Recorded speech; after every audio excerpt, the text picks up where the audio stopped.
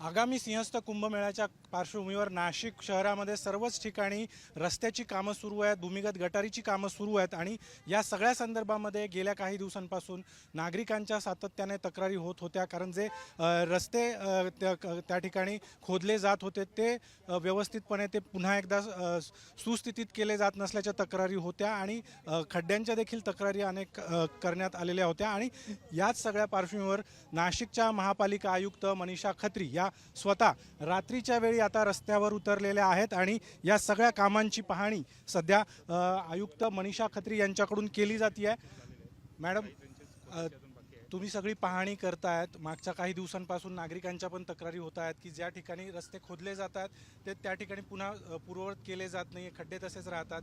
जे डेमरेज आहे ते देखील रस्त्यावर पडतं आणि त्यामुळे अपघातांना निमंत्रण मिळते. अशा स्वरूपाच्या तक्रारी नाही, ते काय झालं आहे, आपल्याकडे भरपूर आपण युटिलिटीज टाकले आहे जे खराब झाले होते, जुनी झाली होती किंवा जिथे युटिलिटी नव्हते. आता तुम्ही बघता इथे 30-30 मजलीची बिल्डिंग झाली आहे आणि खाली जे पाणीची पाईपलाईन आहे ती फक्त जर 1 mm कनेक्शनची असेल तर लोकांनाच त्रास होतो. शेवटी अशी युटिलिटीज आपल्याला आता शहर जसा विकसित होतोय त्याप्रमाणे टाकावी पण लागतंय. तर हे खूप गरजेचे होते युटिलिटी टाकणे. आता ते टाकून झाली आहेत. म्हणजे आपण खूप फास्ट काम केलं. कुठलीही महानगरपालिकेत 3 महिन्यात पूर्ण शहरात युटिलिटी टाकली नाही गेली आहेत एका वेळेस सगळे काम सुरू करून. तर ते केलं आहे. आता त्याचं आपण रिस्टोरेशन जे आहे ते SOP प्रमाणे करतोय. हा पण एक असं एकदम फॉरेन कंट्रीसारखा आपण इथे मॉडेल आणला आहे की प्रॉपर कॉम्पॅक्शन करून लेअर वाईज लेअर आपण आता रिस्टोरेशन करतोय. तर तसे जे खड्डे बसतात जनरली खोदल्यानंतर तसे यावेळेस बसणार नाही. आपण प्रॉपर रिस्टोरेशन करतोय आणि 28 कुंभचे जे रोड होते तिथे तर ऑलमोस्ट संपत पण आलेला आहे आपला रिस्टोरेशन. थोडे इंटरनल रोड्सचं बाकी आहे तर ते पण आपण पुढच्या 10-15 दिवसात पूर्ण करून घेणार. पण ज्या तक्रारी आहेत की जे रस्ते खोदले जातात, जी कामं केली जातात, काही ठिकाणी बॅरिकेड्स नसतं, काही ठिकाणी ते प्रॉपर डेमरेज जे आहे ते बाजूला पडलेलं असतं. आपण देखील आपल्या पाहणीमध्ये हे सगळं बघितलेलं आहे. तक्रारी मोठ्या प्रमाणात होतात. काही सूचना या सगळ्या तेच आता तुम्ही पाहिलं असेल गंगापूर रोडमध्ये बऱ्यापैकी रिस्टोरेशन झालं. जे खड्डे खोदले होते ते नुसतं रिफिलिंग न करता एकदा तर रिफिलिंग करावी लागतं, परंतु ते काढून परत कॉम्पॅक्शन करून आपण काम केलेलं आहे. प्रत्येक ठिकाणी तसाच काम झालं आहे. कोणीही कधीही येऊन इथे चेक करू शकतो. तर क्वालिटीचं काम आपण इथे करतोय. बॅरिकेडिंग बाबत येस थोडी आपली हे होती, कमतरता होती. मग आपण खूप नोटीस देऊन कॉन्ट्रॅक्टरकडून ते करून घेतलं आहे. अजून जिथे आम्हाला दिसतो किंवा कोणालाही दिसतो ते कंप्लेंट आपण खूप गांभीर्यपणे घेतो आणि तिथे बॅरिकेडिंग पण लावून घेतो आणि सेफ्टी मेजर्स जे असतात ते घेतो आपण. आपण देखील पाहणी करताय. काही सूचना आपण ठेकेदारांना, अधिकाऱ्यांना दिलेल्या आहेत. आमची ही सूचना आमचे अधिकारी भरपूर पळताय, ते खूप काम करताय. तर लोकांसाठीच आपण काम करतोय. दुसरा ह्याच्यात काही हे नाही आहे आणि वेळेवर आपल्याला काम करायचे. तेवढं आपल्या कॉन्ट्रॅक्टरला पण गांभीर्य दाखवण्यासाठी आपण शेवटी त्याला सोबत घेऊन फिरतो. त्यांची काही अडचण असेल तर ते पण आपण सॉल्व्ह करतो. कारण की हे खूप आता तुम्ही बघू शकता ट्रॅफिकची रोड आहे.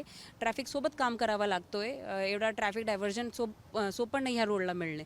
अशा प्रत्येक ठिकाणी शहरात अडचण होतो तरी आपला कॉन्ट्रॅक्टर काम करतोय चांगल्याप्रमाणे. ट्रॅफिकच्या संदर्भात आपण बोललात. नागरिकांच्या तक्रारी आहे की जे रस्ते खोदले जात आहेत ते अचानकपणे बंद केले जातात.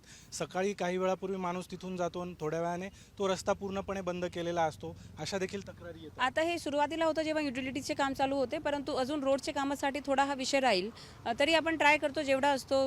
आपण पोलिसांकडून परवानगी घेऊनच ट्रॅफिक डायव्हर्जन्स करतो आणि प्लॅन करतो. रामकाल पथासंदर्भात रामकुंडाचा परिसर आपण काही महिन्यांसाठी बंद करतो आहोत. त्या ठिकाणी कशा पद्धतीने नियोजन केलं जातं? रामकुंडाचा जे आपण परिसर बंद करतोय तिथे आता आपल्याला घाट वगैरेचे रिपेअरचं काम करायचे आहे. जुने जे होते तिथे सगळे ते दगड निघाले आहे. बऱ्यापैकी तिथे ऑब्स्ट्रक्शन्स पण आहे. ते सगळं आपण क्लीन करतोय. 2 महिन्यासाठी आपण ते बंद ठेवलं आहे. परंतु अस्थि विसर्जनासाठी आपण तिथे पाणीचा इंतजाम करून कॉफर डॅम करून तेवढा एरिया आपण चालू ठेवणार. तसे आपण सूचना पण केलेली आहे आणि भाविकासाठी आपण तात्पुरतं शेड पण टाकून देतोय.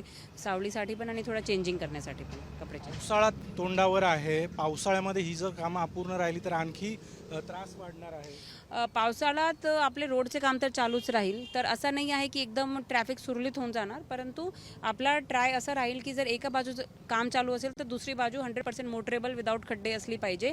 ॲटलिस्ट आपले मेन 28 कुंभचे रोड तसे होऊन जाणार तेवढी काळजी आम्ही घेतो आणि त्याप्रमाणे काम पण चालू आहेत. काही सूचना दिल्या आहेत पावसाळ्यापूर्वी ही सगळी कामं? हो, आपल्याला पुढे 10-15 दिवसात हे सगळं संपूर्णच घ्यायचे आहेत, खड्डे वगैरेंचं पण काम.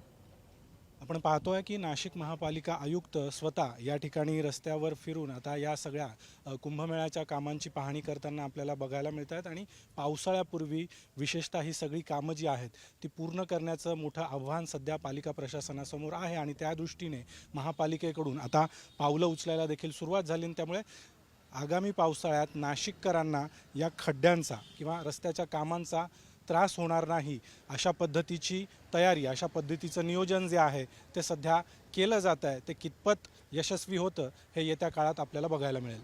कॅमेरामन प्रवीण काळबांडेसह अभिजित सोनवणे, साम टीव्ही, नाशिक.